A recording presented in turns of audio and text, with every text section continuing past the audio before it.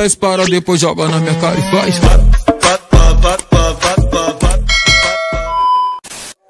Yo, what's up guys, welcome back ya. Sekarang saya mau bahas treatment dengan cara yang sesuatu yang agak sedikit berbeda guys. Jadi pada intinya mentreatment maru atau cana maru, mau varian red mau varian yellow, yaitu salah satu caranya harus membuat ikannya itu nyaman ya, nyaman, sehat, settle ya guys ya. Jadi bukan karena tipakannya saja, jadi kita harus menyesuaikan dengan medianya. Medianya seperti apa? Ya seperti tanknya ya, lalu airnya, lalu dengan dekor-dekornya yang di dalamnya guys ya. Nah seperti gini, yang saya mau kasih tahu ke kalian ya, bahwa cana maru ya, cana maru ini adalah ikan predator yang memiliki kepintaran ya guys ya.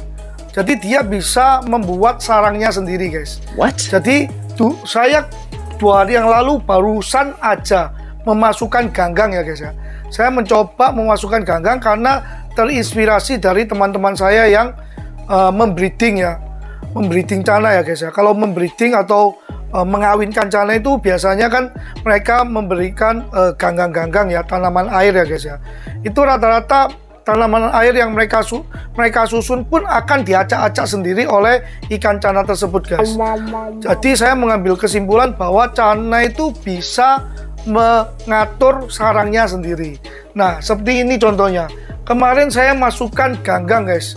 Ganggangnya tidak saya atur, tidak saya tata ya guys ya. Saya masukkan aja berupa gumpalan gitu aja. Lalu beberapa hari kemudian saya lihat, tapi saya tidak sempat rekam guys, karena waktu dia menyusun sarangnya itu di siang hari guys. Saya cuma lihat aja, karena kalau siang hari kan silau ya guys ya, nggak bisa kelihatan. Akhirnya dekorasi yang dia buat seperti gini guys, kurang lebih bisa dilihat ya. Nah dia mendekor sendiri nih guys ya. Jadi bukan dekoran saya, bukan dekorasi dari saya. Dia nabrak tanamannya ke kiri, dia nabrak tanamannya ke bawah ya, kiri kanan atas bawah lah kurang lebih, yang menurut dia itu nyaman buat dia guys ya. Jadi kita terkadang manusia itu ingin cantik ya, kita menata tanamannya sedemikian rupa, tapi kalau ikannya merasa tidak nyaman, dia akan merusak atau membongkar tatanan tersebut guys. Seperti contohnya ini, saya tanpa menata dia pun bisa menata sendiri. Dia taruh di sebelah sini ada, di sebelah sini ada, supaya dia bisa bersembunyi ya. Jadi di sini sekali lagi saya mencoba berbagai macam cara. Tujuannya apa? Tujuannya ya tetap membuat marunya itu settle ya guys ya, nyaman lah. Ini akuariumnya beset ya guys ya, apa?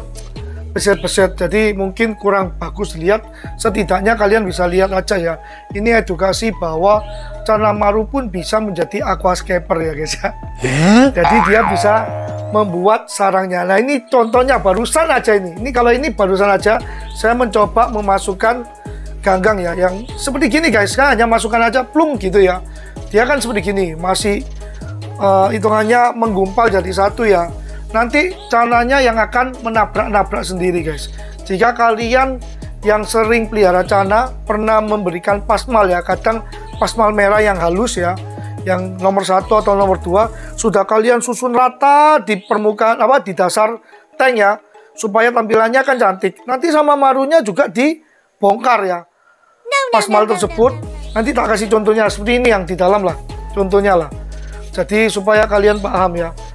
Jadi bagi kalian yang suka memberikan pasmal ya, yang sebelumnya itu rata ya, yang sebelumnya rata, nanti pasti juga jadi seperti gini, nggak rata guys.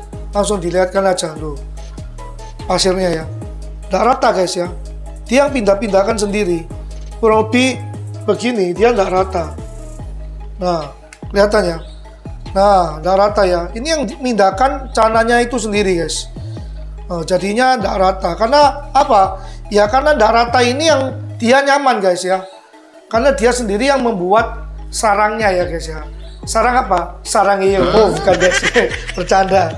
Nah jadi saya mengambil kesimpulan bahwa cana ini kan aktif ya guys ya. Cana ini rata-rata adalah ikan predator yang sangat-sangat aktif.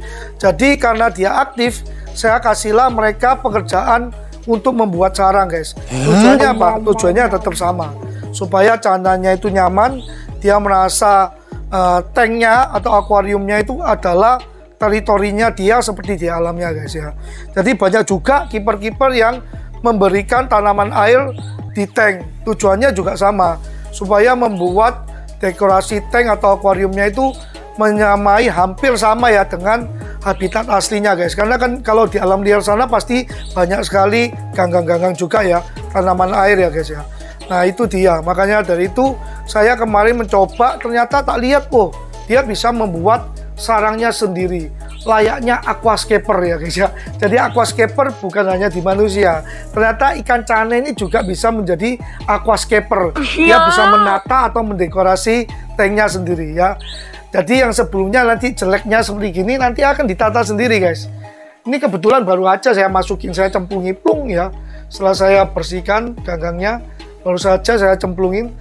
Seperti yang kemarin 2 hari lalu juga sama, jelek, masih jelek. Karena memang bukan saya nata guys. Akhirnya dia nata-nata sendiri, saya lihat, wah bagus juga ya. Dia bisa bersembunyi di bawah, kadang dia keluar lagi ya.